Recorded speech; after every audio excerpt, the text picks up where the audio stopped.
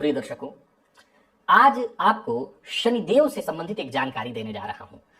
आप इस जानकारी को जानते हैं, लेकिन जरा यह भी जानिए प्रिय दर्शकों, जन्म कुंडली में जो भाव और जो ग्रह कमजोर हो, ध्यान से सुनिएगा, जन्म कुंडली में जो भाव और जो ग्रह यदि कमजोर हो, ऐसे भाव और ऐसे ग्रह पर जब शनिदेव की कोई भी दृष्टि पड़ जाती है तो उस ग्रह से संबंधित, उस भाव से संबंधित जो रिश्ते होते हैं, जो चीजें होती हैं, चाहे वो सुख से संबंधित हो, रिश्तों की बात आए तो माता पिता, भाई बहन, जीवन साथी, बच्चे, उन सबों को लेकर के या उन सब की ओर से जीवन में उदासीनता होने लगती है।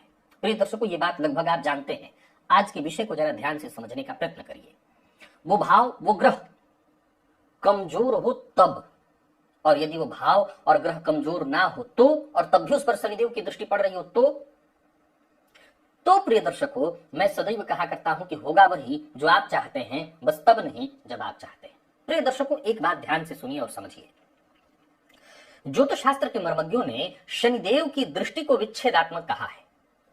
ज्योतिष की कुछ बातों को बहुत गहराई में जाकर के समझने की आवश्यकता होती है। अब देखिए, तो शनिदेव को काल पुरुष का दुख भी कहा, शनिदेव को विच्छेदात्मक ग्रह भी कहा, शनिदेव को वृद्ध कहा, शनिदेव को नपुंसक कहा, लेकिन वही शनिदेव को न्यायाधीश भी कहा। यह भी कहा कि अगर मंगल और शनि में हमें भेद करना हो कि कौन हमें परम पिता से जोड़ने का काम करेगा तो वो शनिदेव को कहा। अब जरा सोचने का और समझने का प्रयत्न करिए कि क्या दुख ही वो मार्ग है जो परम पिता से जोड़ सकता है हमको? फिर शनिदेव के बारे में इतनी बातें, आखिर सत्य क्या है? प्रिय दर्शकों, ये देखिए और समझिए। आप जानते हैं ये सिद्धांत कैसे लागू हुआ होगा कि शनिदेव जिस भाव में बैठते हैं उस भाव की वृद्धि करते हैं। हालांकि कई जगहों पर इस बात के भी प्रमाण है कि हर भाव में ये बात लागू नहीं होती। जीव क्षेत्र यदा शनि अगर गुरु की राशि में, क्षेत्र में हो, उनकी राशि में हो तो विशेष रूप से उस भाव की इत्यादि की वृद्धि करते हैं। पर देखने में तो आता है कि जहां रहते हैं वहां की वृद्धि वो करते हैं, और इसके पीछे का तर्क समझ में आता है कि जब कोई ग्रह एक ही भाव में बहुत लंबा समय व्यतीत करेगा तो सीधी सी बात, उस घर को वो लाख, मान लिया जाए आप किराएदार हैं, किसी भी घर में हर ग्रह किराएदार होता है जब दूसरे घर में होता है, तो उस अवस्था में चलिए आप उस घर के प्रति बहुत ममत्व नहीं रखते हैं, बहुत नहीं रखते हैं। हो सकता है घर के प्लास्टर झड़ रहे हो, झड़ने दें, लेकिन क्या आप जहां रह रहे हो वहीं गंदगी मचाएंगे? वहां तो साफ करेंगे ना। आपको लाख उस घर से प्रेम ना हो तब भी, ये मानवीय गुण है। और मैं अगर ये मान लेता हूं यत पिंडे तत् ब्रह्मांडे, तब भी ये बात तो तय है कि जहां आप बैठेंगे उस जगह को तो साफ सुथरा करके रखने का प्रयत्न करेंगे। तो ये बात ग्रह पर लागू क्यों नहीं है? ये ग्रह पर भी लागू है। फलतः शनिदेव जहां बैठते हैं उस जगह की वृद्धि करने का प्रयत्न करते हैं। अब यहां पर एक और बात समझने की आवश्यकता है।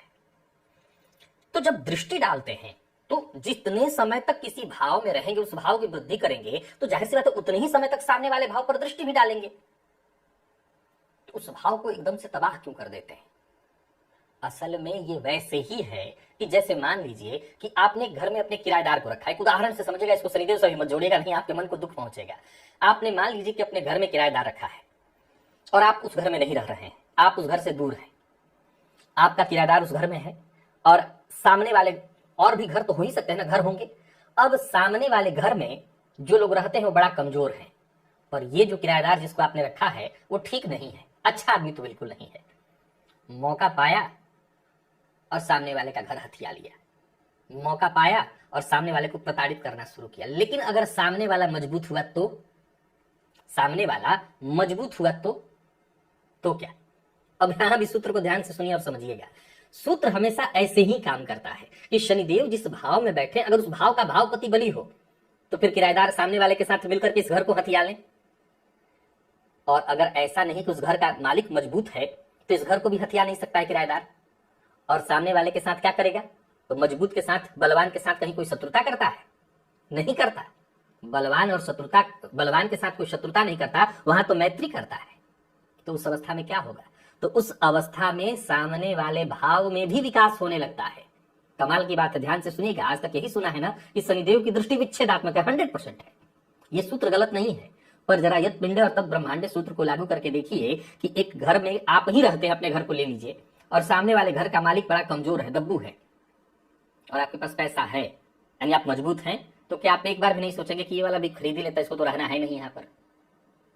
लेकिन अगर सामने वाला भी मजबूत हो तो आप घर खरीदना सोचेंगे कि उसके दुख सुख में शामिल होंगे, उसके मित्र बन करके रहेंगे।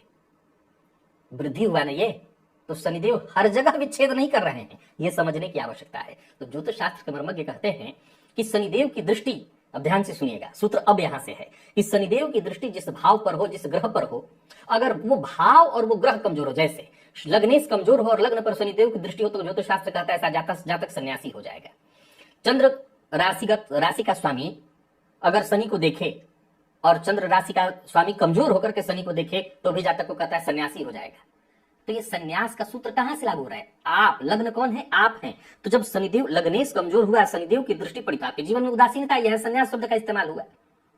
अब यहां पर आइए, इस बात को भी मैं समझाना चाहता हूं कि अब हर जगह यहां सन्यासी का यह मतलब नहीं है कि बंदा सन्यासी हो जाएगा। सन्यासी का यहां यह मतलब भी है कि उसके जीवन काल में उत्साह बहुत नहीं रहेगा, उत्साहहीन जीवन हो जाएगा। वैसे ही जन्म कुंडली का प्रत्येक भाव, आठों के आठों ग्रह, उसमें आप राहु केतु को हटा दीजिए तो लगभग 6 ग्रह जो बचे, ये कभी कहीं ना कहीं किसी रिश्ते से, राहु केतु भी रिश्ते से जुड़े हुए हैं, दादा नाना से जुड़े हुए हैं, तो हर रिश्ते से जुड़ा ग्रह, अब इन पर शनिदेव की दृष्टि पर ये ग्रह कमजोर हुए, ये भाव कमजोर हुआ, तो उस भाव से एक उदाहरण देखिए, चतुर्थ भाव, ये माता का घर है, सप्तम भाव जीवन साथी का घर है। मैं माता से उदाहरण देता हूं। मान लीजिए कि आपकी कुंडली में चंद्रमा बली है और शनिदेव की दृष्टि चतुर्थ भाव पर पड़ रही है, पर चतुर्थेश कमजोर है। ध्यान से सुनिएगा, यहां पर चतुर्थेश कमजोर है तो माता का प्रेम आपके प्रति रहेगा, पर माता अस्वस्थ रहेंगी, उदासीन हो गया उनकी तरफ से जीवन। परंतु अगर चंद्रमा ही बैठे हुए हैं कुंडली के चतुर्थ में, चतुर्थेश बनकर के और कमजोर हैं और शनि की दृष्टि पड़ी, तो यहां क्या हुआ? यहां पर विच्छेद हुआ। संभवतः ऐसे जातक को माता का सुख ही नहीं मिलेगा।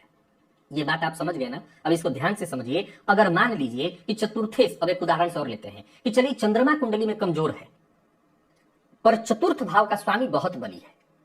चंद्रमा कमजोर है परंतु चतुर्थ भाव का स्वामी बहुत मजबूत है, तो ऐसे जातक की माता हो सकता है अपने पति से बहुत खुश न रहती हो। मतलब पति से खुश ना रहने का मतलब कि वो अपने बेटे को जितना देना चाहती हो उनके पास हो ही ना, लेकिन वो देना चाहती हो, उनकी इच्छा खूब प्रबल हो कि मैं अपने बेटे को ये भी दे दूं, ये भी करके दे दूं, एक अच्छी बहू लाके, क्योंकि चतुर्थ भाव बली पड़ रहा है। तो यहां शनि की दृष्टि विच्छेद नहीं कर पाएगी, वरन देर से देगी। वही सूत्र था प्रारंभ में जब मैंने आपको कहा था कि होगा वही जो आप चाहते हैं, बस तब नहीं जब आप चाहते हैं, यानी विलंब से। यहां चंद्रमा कमजोर पर चतुर्थ भाव बली, तो शनिदेव दिलाएंगे। यहां विच्छेदात्मक की स्थिति ये नहीं होगी कि नहीं मिलेगा, 100% मिलेगा, थोड़ा डिले मिलेगा। यही बात आप सप्तम भाव पर भी सेम लागू करके देख लीजिए, हर भाव पर लागू करके। तो शनिदेव की दृष्टि विच्छेद कराती है, पर अगर वो भाव बली हुआ तो विलंब से उससे संबंधित चीजें मिलती हैं और बड़ी मात्रा में मिलती हैं। चलिए